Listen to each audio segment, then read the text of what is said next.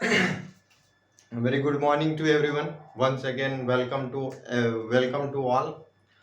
Today's topic is Charter Act of 1813. 1813 तो 1813 का charter act क्या करता है? चार्टर एक्ट लाने के पीछे वहाँ के संसद की क्या मंशा थी? तो धीरे धीरे धीरे वहाँ के संसद के ऊपर दबाव डालते थे कि और भी कंपनियों को हमें ईस्ट में व्यापार करने की परमिट दी जाए।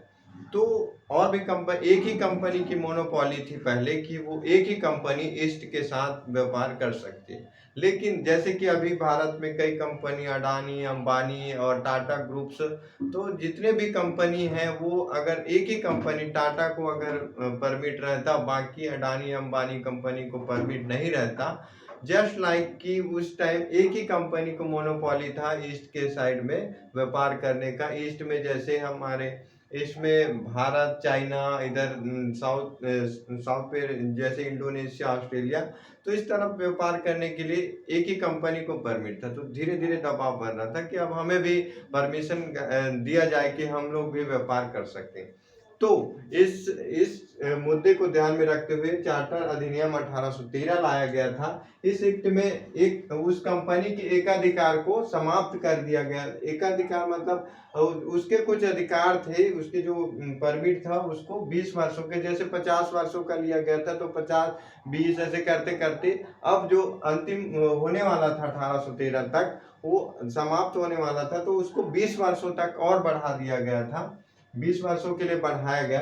साथ ही अब कंपनी के एकाधिकार, मोनोपोली को खत्म कर दिया गया, कंपनी के एकाधिकार को समाप्त कर दिया। लेकिन उसका जो चीन के साथ एकाधिकार था, चीन के साथ जो मोनोपोली था वो बना रहा, एज इट इज, उसको रहने दिया कि आप चीन के साथ व्यापार कर सकते हो, आप ही की आपके अंडर में रहेगा। लेकिन अब भारत के साथ व्यापार करने के लिए आपको और भी कंपनी के साथ मैनेज करना पड़ेगा। तो चीन के साथ तथा चाय इंपॉर्टेंट होता है। चाय का भी मोनोपोली, और चीन के साथ चाय और चीन का जो मोनोपोली था उस कंपनी के को एज इट इज मिला रहा। तो चार्टर एक्ट 13 के द्वारा क्या बोला गया कि कंपनी के एकाधिकार तो समाप्त होंगे भारत के लिए, बट लेकिन चाइना के लिए उसका एकाधिकार बना रहेगा, और चाय चाय की जो बिजनेस है वो भी अब बना रहेगा, उसकी बिजनेस आप कर सकते हो, केवल आप ही के लिए है। तो चीन और चाय का एकाधिकार बना रहा।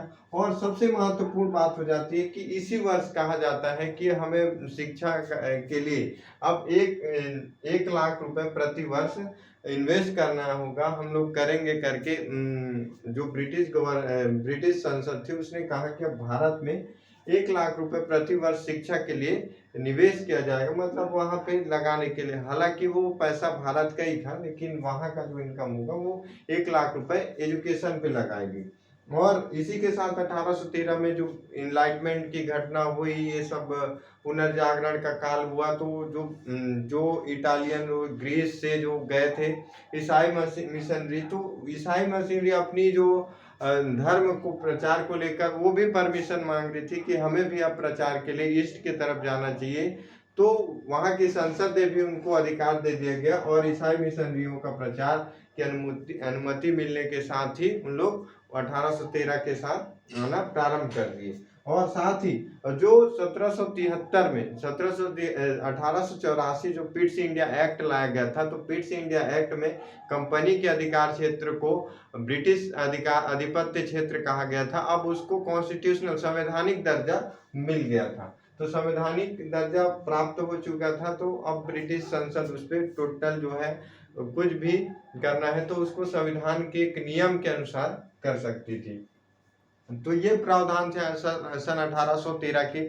सबसे पहले तो शिक्षा पर 1 लाख रुपए प्रति वर्ष इन्वेस्ट करने की, और उसके बाद जो है कंपनी के मोनोपोली को खत्म करके चीन और चाय का व्यापार, उसको एकाधिकार बना रहा, और बाकी कंपनियों को जो अन्य कंपनियां थी ब्रिटेन की, उन कंपनियों को भी अब व्यापार करने की अनुमति दे दी गई।